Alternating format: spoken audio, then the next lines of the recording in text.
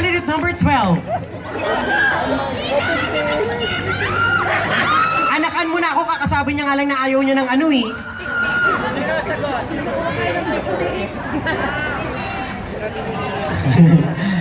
Alright, are you ready? You got the word? The word is for every gays around the world. What is, or the word is rainbow. Okay, thank you very much for that beautiful question. First of all, I just want to say thank you to all my supporters there, my classmates, to all my friends. Okay, the first thing comes in my mind when I hear the word rainbow is the homosexual. How could I say so, ladies and gentlemen? Homosexual means colorful. Colorful that give happiness and joy to all people here in front of me.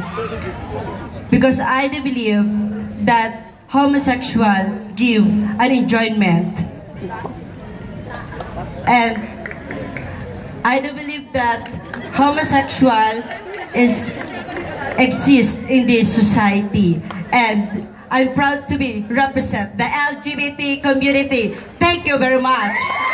Thank you very much. Candidate number 12.